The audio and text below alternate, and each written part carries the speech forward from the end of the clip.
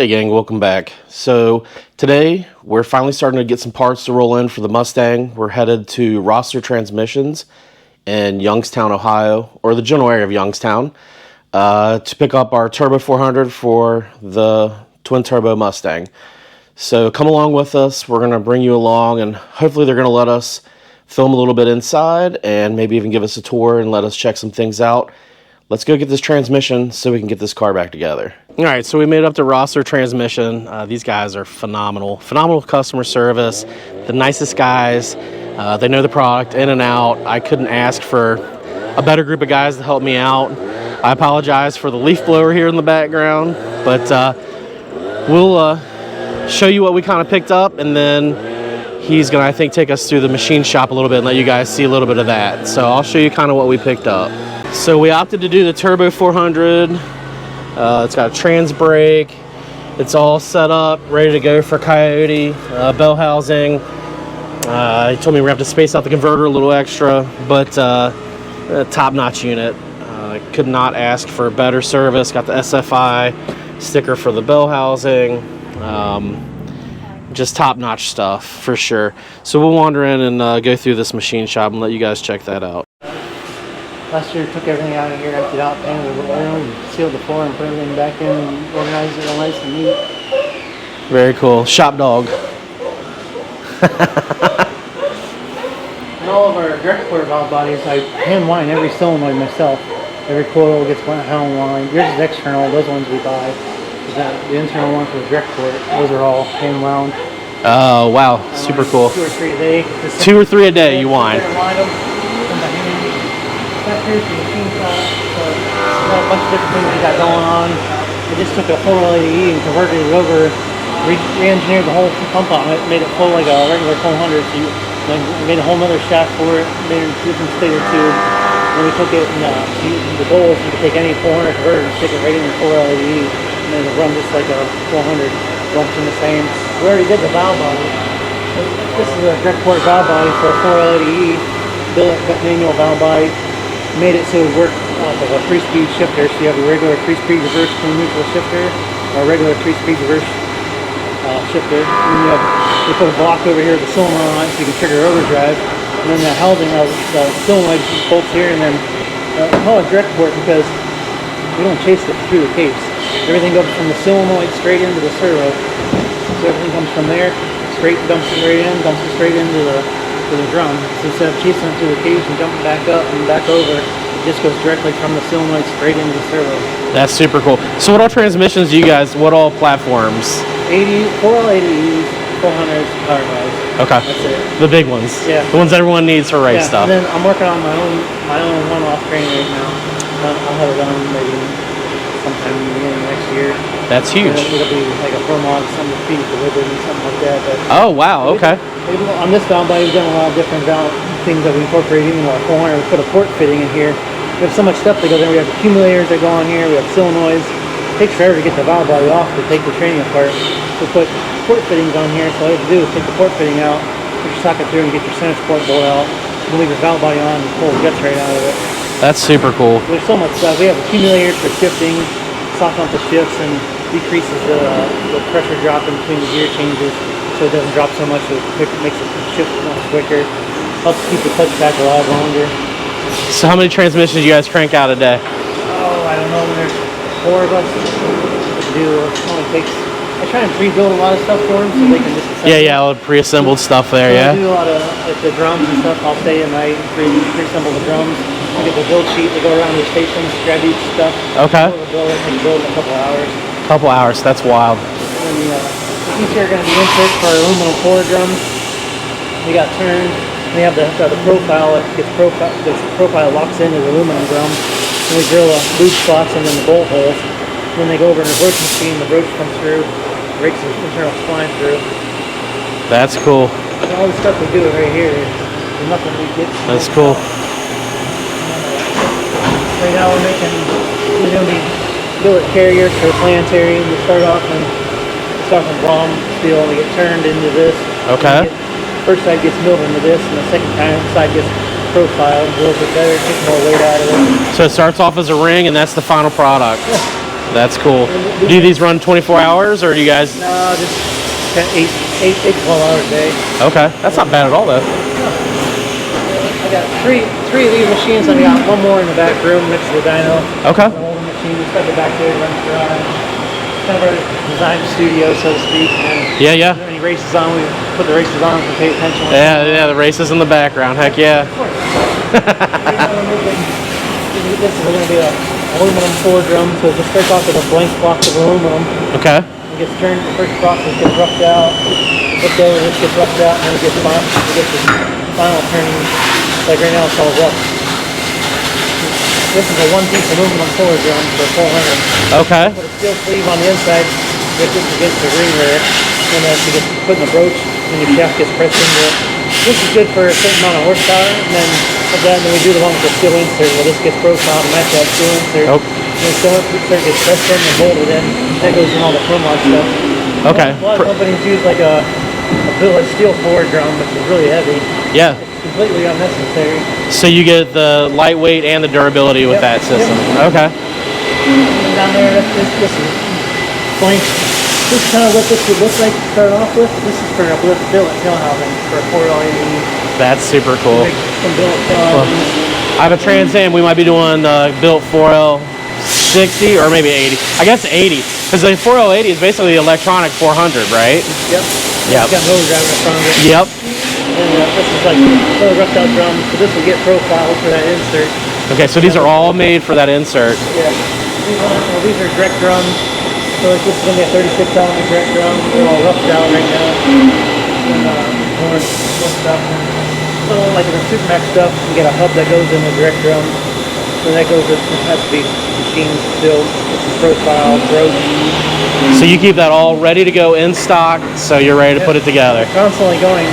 We're very rare to actually run out of something and have to wait on something to machine. That's huge. Keep on top of everything we run down. Very cool. They're all gear shaping machines. This machine this part just spins around and it comes in and out. And this just spins around. Okay. And what it all does is it goes up and down like this and it shaves it off a little bit at a time until it reaches its final diameter.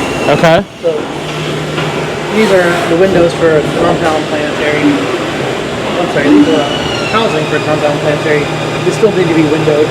So this will be the output shaft side, this is the planetary side. So you have your ring gear that sits down inside here, you have the output planetary, you have the compound planetary, then the snap ring goes in there and holds it in place. That's super cool. You make our modules, you can interchange rings. You guys are like maximizing a ton of stuff in such a small area too, right? Everything's very, very, there's just enough room to get a cart through everything else. I mean, barely enough room. This is like a flange or billet output shaft. This has already been broke. This is a broken machine. Walk on the other side, will feel a little better. Okay. Well, it does. It looks like a giant pine cone. It just goes down to the middle. The ram drops onto a ram inside. You hit the button. The hydraulics push the ram down, pulls it through, and just rakes the material out of it. Okay. And,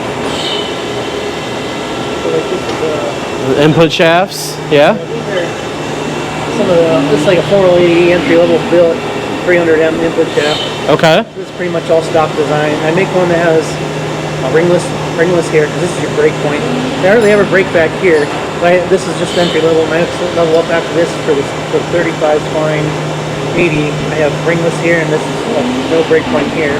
Okay. When you get into the other big one I was talking about, I went to a 400 style, 29 spine, went completely ringless here. And then I have the same thing here, so you see the difference in size. Oh wow, yeah, that's a huge difference in size. It's a little bit shorter too. So the next level, when I make the billet aluminum pump for 480, that's what we're working on right now.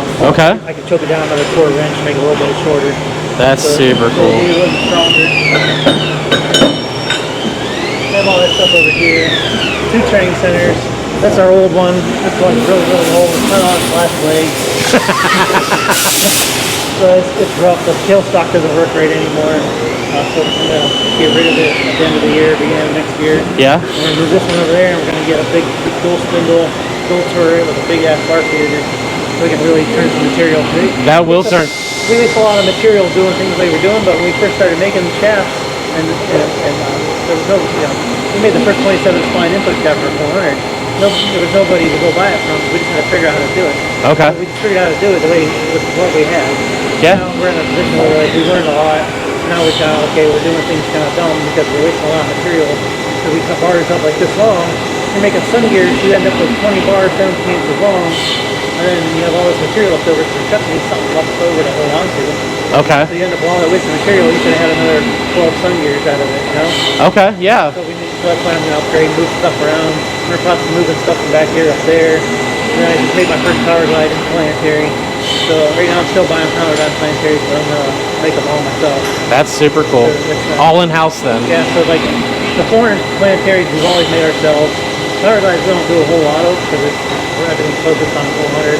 Sure. And I'm evolving the 80 to the next level 80 for I can put 5,000 horse to them. Right now we're up to 25.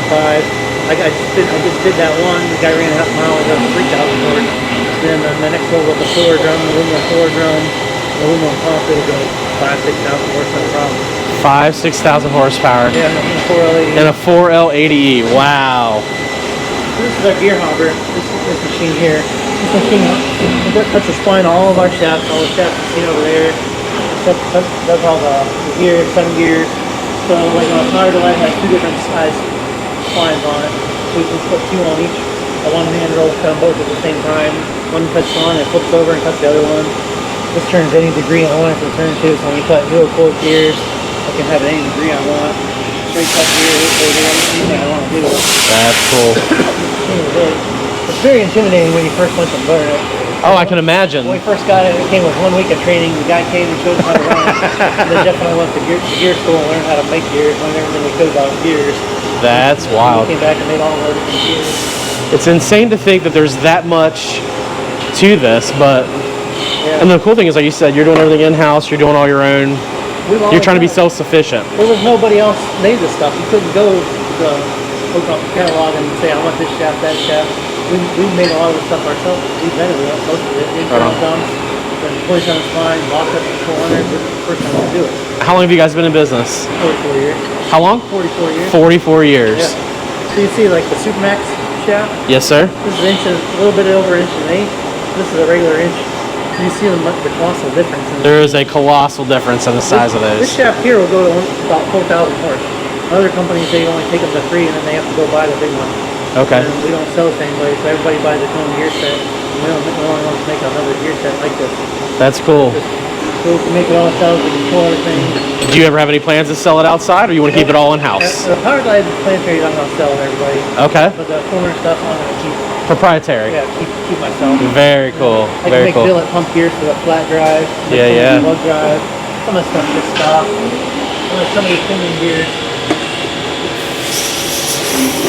These little pinion gears like this here. You're going like you have a 210. You have 6 of these in your reaction carrier. These ones here, I have to hone every one of them when they come back from heat treat. So we put them in the machine and rough them out, but the machine, you can't get the air pressure down far enough to not distort it. So we get it down so far where it doesn't distort it, and I go around the honing machine, I hone every one of them By hand. one at a time.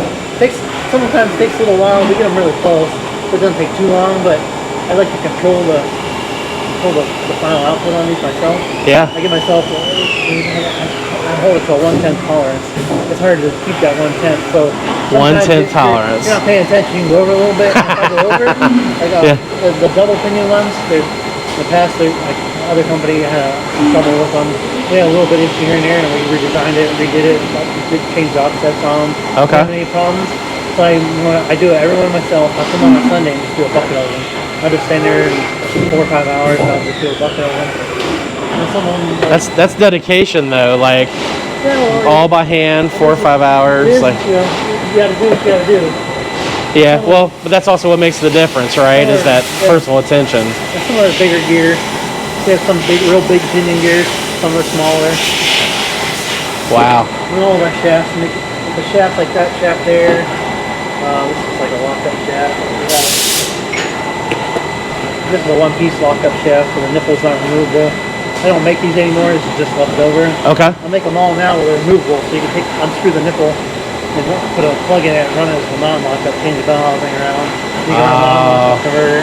Okay. Different classes, like guys that run LER and then they'll go run somewhere else so they can run lockups.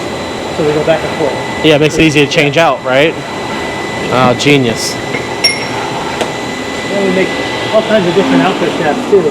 Make custom length output shafts.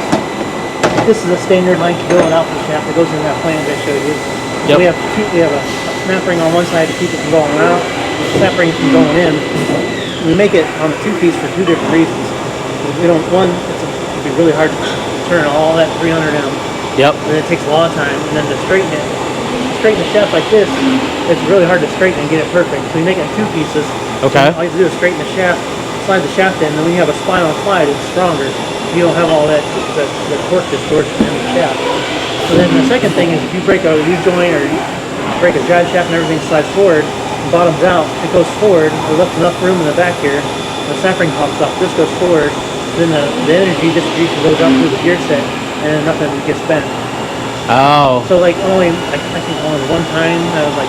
So it can gracefully break, basically. Yeah. Then all you do is pull it back out, put the snap ring on it, and you're good to go. Yeah, snap ring's way better than buy gear a sets. whole nother one. Oh, yeah, absolutely. They're making them all different lengths, so make them like this long. So this is your standard output shaft for like a 4-inch tail. See how much longer this one is. Oh, yeah. We make them, I've made them even in 2 feet. I mean, I've made them all the way out to here. Depends on the application, what you're doing. Some guys, they have really long, the guy was doing burnouts, had a really long Cadillac. Oh, yeah? Didn't want a giant carbon fiber drive shaft, so we made them a really long output shaft. So you have a quarter drive shaft, normal length output shaft. That's actually, yeah, I didn't even think about that. So that worked out. It worked out well for him. Then I even make like a kit for like the Nissan GTRs. Oh, okay. I make an adapter kit. You put with a special spline that goes into the GTR all-wheel drive transfer case. Yeah. So you can make it work. So you're making stuff for the GTR then. Oh yeah. That's super cool. Yeah. That car, that and the 2JZ stuff is really blown up. Yeah, like I made that special for Andy Kangura. Okay. Like he sells a lot of them. So anybody who wants one, he buys them from him. Okay. And he does a lot of things. His bread and butter. That's super cool. Stuff like that. Very cool. You guys have a nice breeze coming through here today too. Breeze? Oh yeah. Yeah. It's chilly today. Over here. This is the holding machine. So that's where you're going and doing hours of these pinion gears. They make them where they're automated, but I just like doing it by my hand. I'm a little bit of a control freak. Oh, I love that though. I like doing everything, make sure everything's right. Sure. And we have a grinder. This grinder we bought at the machine surplus store up in Cleveland. And we just brought it back, redid the motors on it, got it running right. Grind all. Every shaft comes back, we straightened it, and all the bush and journals are grind. Okay. You can't do it by hand, it gets all wavy. Yeah. It's too much, the gear will take off. Like all the drums, they go in a exhaustion machine here. It takes about 5 minutes. I have 2 more of those tweaking machines out back I can hook up, but I'm out of power and I'm out of room, so I'm making room and making add another. You gonna add another building? I gotta replace that the bus bar up there, the breaker bar. Oh, okay. The terminals are all burned out, and I only got a couple left. When I put a new one in, I'll be able to bring those machines in and hook them up. Okay. So then that'll expand capacity too then. These are drums that are getting ready to be put together. They've been notched. So your steels go into here. They've already been milled, they've been broached. There's a sleeve that goes in here. Then you have your race for your sprag. That all goes on there. And different stuff. So they can make lock-up spacers. The Reed only makes a lock-up belt for a Chevy. So unless you run like a bore or a brow, you can't get a lockup. So we run a regular bell and then we run the spacers for the lockup. Okay. You run like non-lockup and lockup, you just pull your spacer out and you slide it forward. Very cool. Now our billet. This is a direct clutch hub. That's a forward pressure plate. And then we have direct clutch hubs. Let's see. We're in the process of making more. This is like a forward clutch hub for a 400 Super Max for that big shaft. Okay. All that stuff. We got flanges, we got heat flanges, and then there's the outer race for 36 element sprag. Everything's in oil so it don't rust. Yeah, yeah. It's all dripping. We'll vary, every once in a while we gotta stop and clean it up and reorganize everything. Oh, I can imagine. It's constant go, go, go, go. Like I said, the turnaround time I thought was excellent already compared to the rest of the racing industry. Yeah, Like, I try to do it 2 to 3 weeks on all the big stuff, and I get that stuff so it go like 4 to 6. And I'm still someone behind on it a bit, but I thought it was. I'm more than satisfied with my stuff. So this is a billet piston. They're turned, ready to go in the mill. We have the spring pockets milled. We have the relief valve milled in here. This is a aluminum reaction carrier. This is a regular standard style reaction carrier. So the pinions will be bolted into here. okay. And then I'll show you on the back wall. Yeah.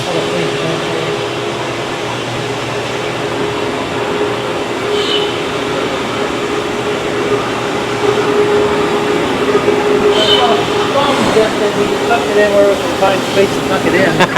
Like this is all the finished planetaries. You have Finished planet. This is all finished planetaries. this one here. I don't have any compound planetaries finished yet. I have like kind of show you like one that's kind of bolted still together. Basically, it's just like your front planetary and a compound. You have a 51. Like if you have 151, 126, or any like the close ratios. You have a 2.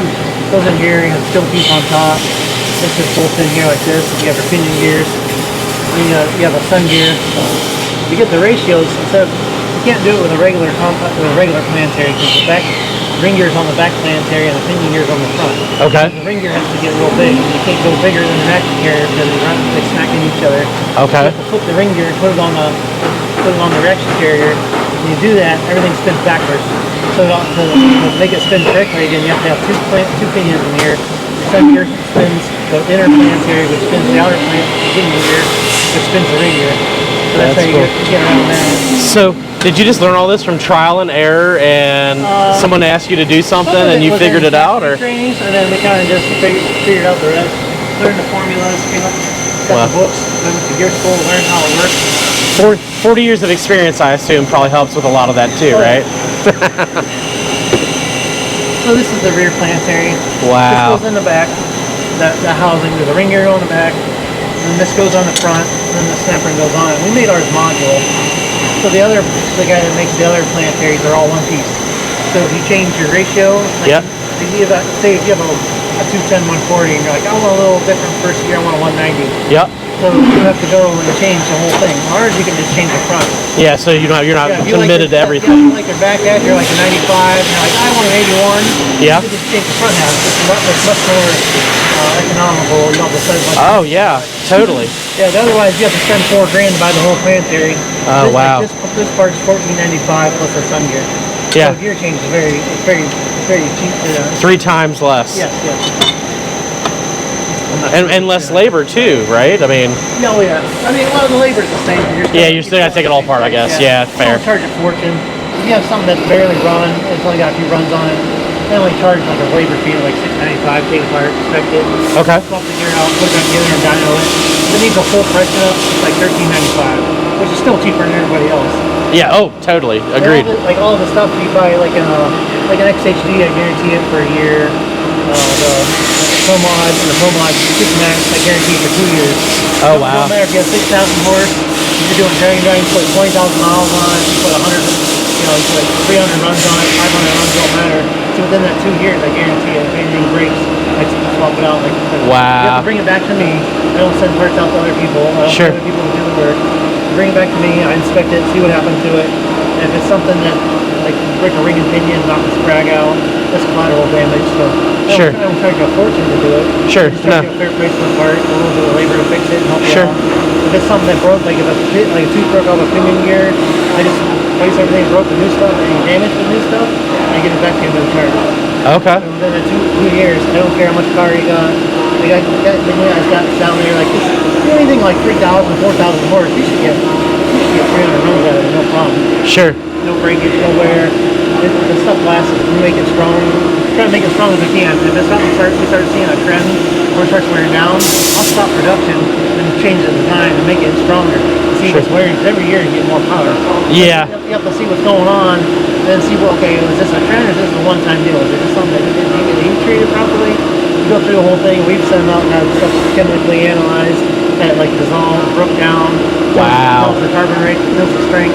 Then we'll know if it was just a heat treating issue or if it was something to actually happen that we have to change the design and make it better. Okay. Like on all the Supermax tubes, everything's like all the sun gear is 2 pieces.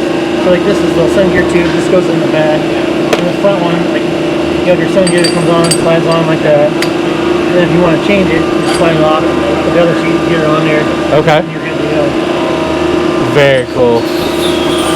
Yeah, it's crazy to think like even like the normal drag racing stuff. If you had a 10-second carb, you know, in the 90s, you were fast. Oh, yeah. Now if you don't have a 9-second carb. Yeah, and you go to like World Cup, everything's 7 seconds or faster. You're not even in the ballpark. No. So yeah, it's wild to think how much this has changed and how much it's changed your world, where you guys now have to have the durability to try and keep up. So that's awesome. And this is a compound reaction carrier.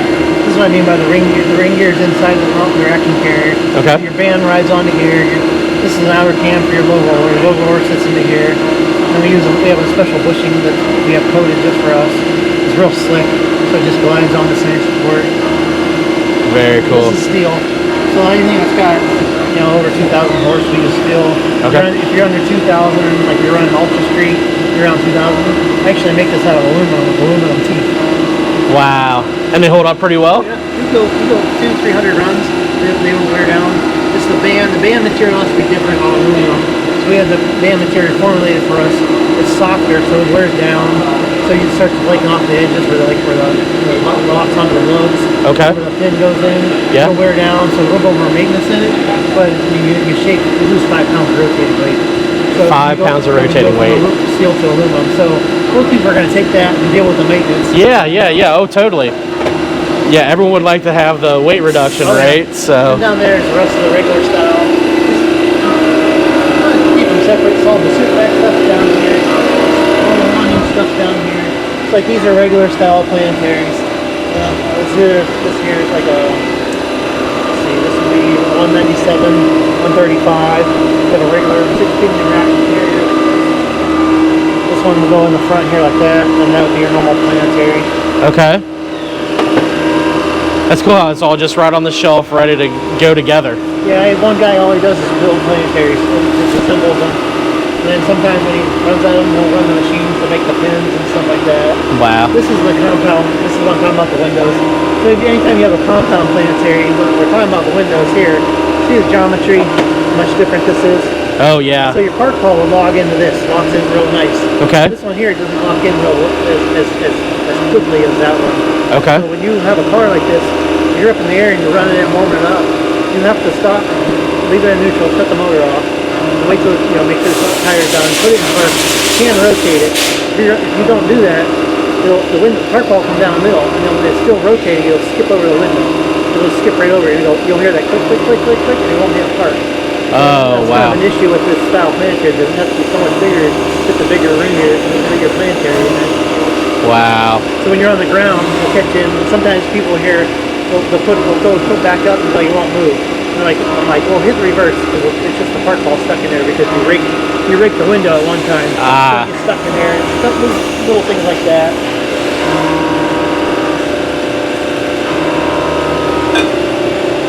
And we have all this different stuff down here.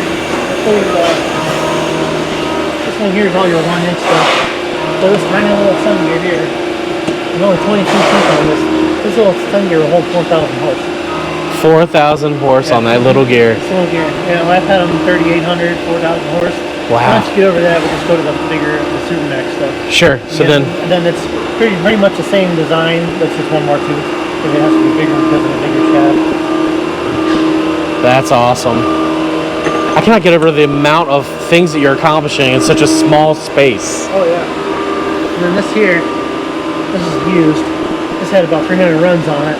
Okay. It's aluminum tooth. Aluminum tube with 300 runs. And it still looks great. Oh yeah. It's still. I don't know if I'd put it back. You could put it back in something, but I wouldn't resell it. Sure. There's some like some gear, like I'll take stuff in on trade, like these housings. These housings don't really wear down, so I'll give people they want to change ratios. I'll give them trade money for it. Sure. I can reuse it and I sell it to somebody else. Yeah. Who doesn't have all the money. I can say, hey, I got this used housing. There's nothing wrong with it. It's got new gears, like sun gears. I don't resell sun gears. Sure. Because you can't tell what the stress level is on a sun gear. Sure. A shaft, the drum, you can see it. You can see a shaft twisted. Yeah. You can see how much life's been in it, you know, how much it's been used. Sun gear, you don't know. It can have 200 runs look perfect. Now, while the stress on it be ready, you might have 10 more runs or another 100 runs. Sure. You don't know. So Yeah. sun gears, pinion gears, I don't ever resell them. Shafts, drums, if people trade in, trade up. You know, like the lock-up stuff, I'll end up with a fuller drum with a shaft, and somebody else that needs that other shaft, I can give them a good discount on it and help them out. That's super cool. Well, I always try to be aware of that What stuff. I think it's If everything comes out, I mark it. A lot of times it's nitrous cars. Guys like 632s, like a 5-inch 4 motor, yeah. and then all of a sudden, like somebody will get a new 5.3. That one cycles down, and then that guy gets a 5.2, and then the guy that has a 5.0 tells the guy with the 632, and then so forth. So then once you get into a big bore motor, you get run into a lockup. Okay. Guys don't have them. They got, like you can see they're very little run on them, very little abuse on them. Sure. So I always tag everything that comes in. And then when somebody needs something, I say, hey, this has got very little runs on it. I keep tracking it, right on the tag, everything where it was in. So if somebody does need to upgrade, need something, then it's all there to help them out. This is all just new stuff, ready to read. You want for any machine to have the different washers that over the years upgrade it, change the design of things, change the washers. Different. We went from like a regular steel washer to like a copper washer, and went to a tab washer. Something else to hold it in, different things. The straight cuts, there's not a lot of rust on them. Okay. When they're older, I just pull them out, swap them out. And I put them off the side, and then they'll run them back in there and re-machine them later on. They can remachine. That's cool. That's pretty much it. We got a little burning furnace up there. We got a loft up here. So like bushings, I think we bought, I don't know, some of the bushings I bought 2,000 at a time. Some of them I bought 5,000. 2,000 or 5,000 bushings at a time. And then the snap ring, so every snap ring in a 400, you get into this higher level stuff. I couldn't justify taking a used snap ring out of a core, humbling it, putting it in a brand new train that's like $18,000. Yeah. Like that just didn't sit right with me. Like that little stuff keeps me up at night. Sure. Like, I don't like doing that. So we had snap rings that were getting low on, were hard to find in a core. They weren't really nice, and you have to get 5,000 of them made. So every snap ring that's in a 400, we had 5,000 of them made. Wow. So they wouldn't do any less than that. So how long does that last? oh, I don't know. It might last me a lifetime. I don't know yet. So. Right. So my plan was to get them all and put them on the website up for sale so people can just buy them. Yeah. Because I use them, but I'm not going to use that many, and if I need more, I'll get more rate. Sure. So that's the only thing. The snap ring I didn't have them made because they're coming in on the steel and you have to grind them different things. Very cool. Differently. So, we try to keep up with everything. Over there it's just loading, all the stuff coming in. Sure. It's kind of dirty when you go over here because all the power glide stuff is built back here, and I rearranged the front. So I'm in the process of removing all my stuff up front. Sure. I'm getting rid of all this so I can move to the office down here. All the machines are going to slide down this way and make room for the other machine. Okay, so you're 2 more machines in the back to move over here. So maximizing that space I again. can't just stop what we're doing and take in stuff and move it. So it's a Sure. little bit at a time. Every time we need something, the guy that does power glides, he'll grab it and move up front and take it up front as he's using it. Sure. This is just our incinerator. It burns the waste oil Okay. and then heats the building up in the winter. Oh yeah. It's a little finicky. That's a win-win though. It's very temperamental. It don't matter. It don't care if it's a holiday or not. No holidays. They don't care if it's warm or If cold. it don't work, it don't work. And I was down here on Christmas this year. A couple hours taking it down. There was some sludge stuck in it and had to clean it out. Yep. And you just get like people bringing in motor oil for regular cars.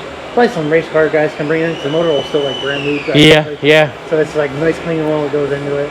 Yep. Back here's our dirty dyno. It's dirty because we were really crashing the last couple of days. Taking some stuff. It's just a basic dyno. It's just a little V6 propane. I'm about 165 horse. And then just all my converters. Like I have all pretty much the stuff, Neil Chance converters out of our old Pro Nitrous car.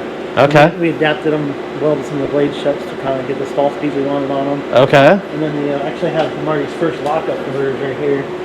This was the first one he did.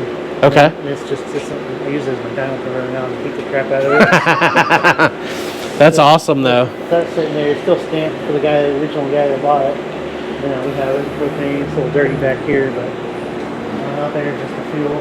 Yeah.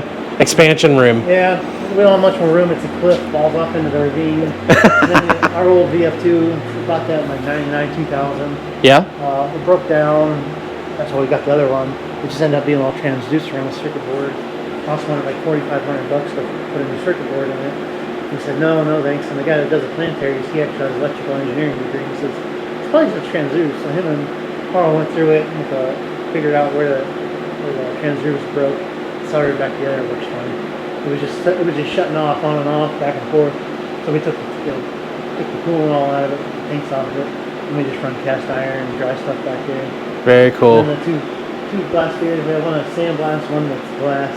There's like just like a polished surface on it. Different things like the pump gears and different things we do differently. We have routine for everything. Very cool. Well, I definitely appreciate everything. You're welcome. Ton. All right, so we've made it home with our Rossler Turbo 400. Great team at Rossler. They were phenomenal, as you saw. They took us through their whole shop, explained everything to me, and how they're doing things, how they built things. The support was phenomenal. I explained to him that we're waiting on our motor. I may have some questions when we get this thing in and together. Was completely willing to help me. I cannot recommend the folks at Rossler Transmission enough. Like I said, they were super accommodating. I have plenty to learn. I think I've said in previous videos, I'm not a professional mechanic. I learn as I go, and I've really relied on the support of the people that I've chosen to help me put the parts together for this car. Precision Turbo, Rossler Transmissions, BES engines. So shout out to Rossler. You guys crushed it. You were great to me, and I appreciate it. And if you get an opportunity and you're in the market for a Turbo 400, a Power Glide, or a 4L80E, make sure you hit the guys up at Rossler. Top-notch service. That being said, we're going to end it there. Thanks for watching. Be good to each other, and have a great day.